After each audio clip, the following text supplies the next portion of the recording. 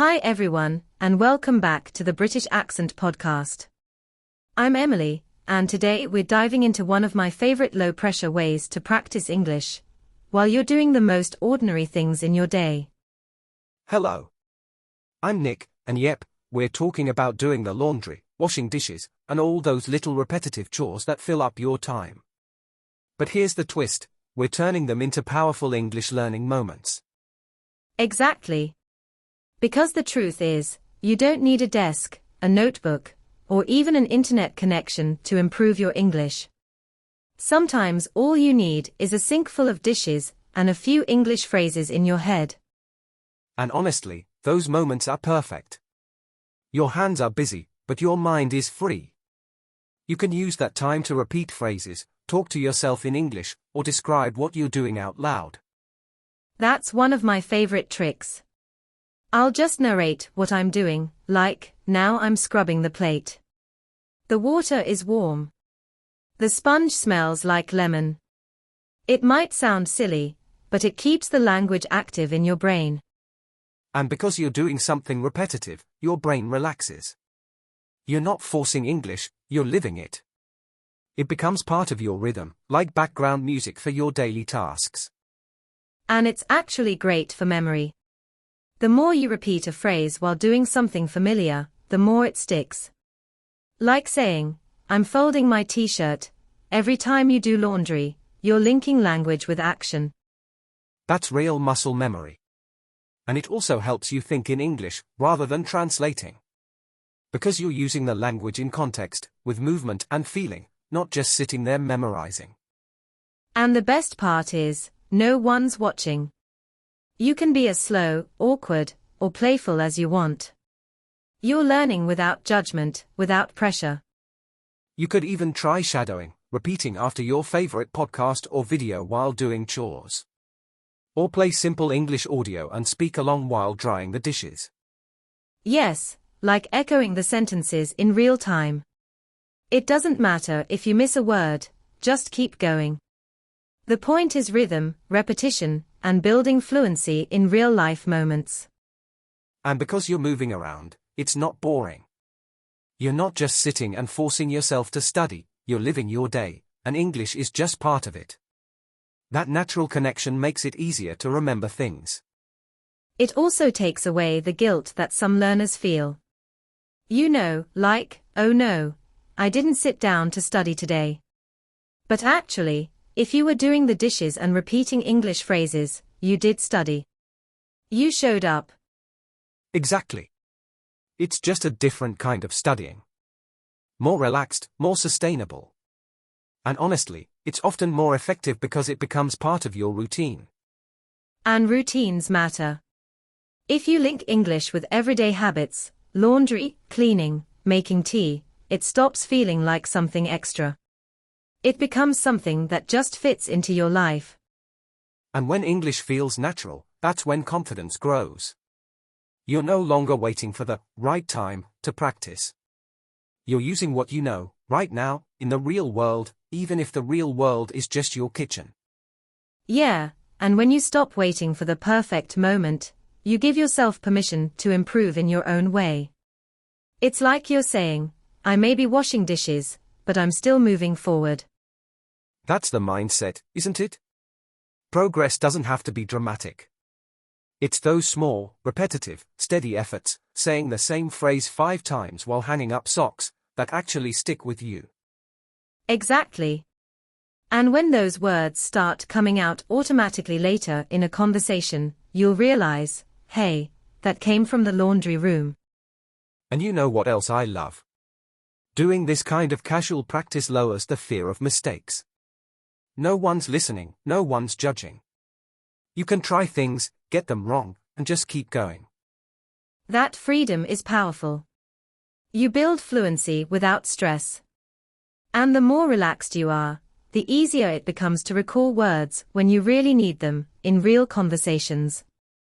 And it builds a kind of trust in yourself. Like, I know I've said this phrase 100 times while wiping down the kitchen counter, I own this now. That confidence doesn't come from a textbook, it comes from repetition. And from showing up for yourself, even in the quiet moments. You're not waiting for the next big opportunity to practice, you're making your own, one dish, one sock, one phrase at a time. It's also a great way to build your internal voice in English. You start thinking naturally in the language while you move. Like, okay, now I rinse this, or where's the detergent? And suddenly, English is part of your thoughts. That's such a game changer. When your internal dialogue starts to shift into English, even just a bit, that's real fluency taking root. It's no longer something you switch on and off. It becomes part of who you are. And the beauty is, no fancy tools are required. Just you, your daily routine, and a willingness to speak, even if it's just to yourself and the laundry basket. Honestly, it's kind of comforting too. There's something really calming about doing chores and speaking to yourself in English. You're not rushing, not stressing, just gently practicing, like a quiet rhythm. It's like language meditation, isn't it? You're present, focused on simple actions, and your words flow alongside them. You're not forcing anything, you're just being with the language. Exactly. And it makes English feel like a companion rather than a task. You're not studying English, you're spending time with it. Like having a little conversation partner in your head while you fold towels. And over time, you stop seeing English as something outside of you. It becomes more personal, more automatic. You're not just learning it, you're living with it. And that's the goal, isn't it? Not to master every grammar rule instantly, but to build a life where English fits naturally, even in the smallest, quietest corners of your day.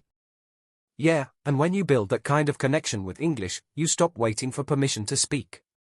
You just do it. Even if you're just saying, I'm rinsing this cup, or the water is too hot, you're using real language in real time. And I think it builds resilience too. Because life isn't always neat.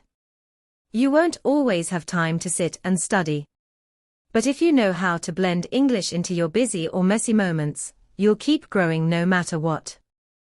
Exactly. Like, if the laundry pile is huge and your brain's tired, you can still speak. You can still listen. You can still repeat simple things. That kind of practice is sustainable, and that's what keeps you going long term.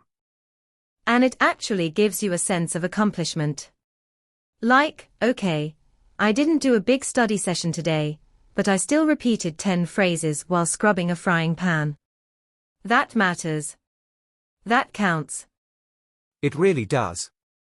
And when you string together those small moments across weeks and months, the progress becomes undeniable. You don't need to do more, you just need to keep doing. Yes, and honestly, that's the kind of progress that feels the most real. It's not dramatic. It's not showy. But it's solid. You know those phrases because you've said them again and again, without pressure, without perfection. And you start hearing your own improvement in the middle of ordinary life. Like you catch yourself describing something in English without even thinking, and it just clicks, you're actually getting fluent. That moment is magic, isn't it? When you realize English isn't something separate from you anymore.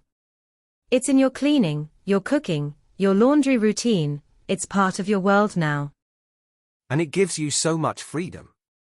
Because then, you're not just learning English for a test or a meeting. You're learning it for you. For your own everyday confidence. For those tiny moments that add up to something big. Exactly.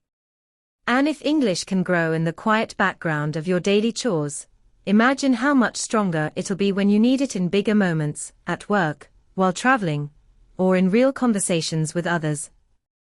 That's a great way to put it. English growing quietly in the background but ready to shine when you need it most.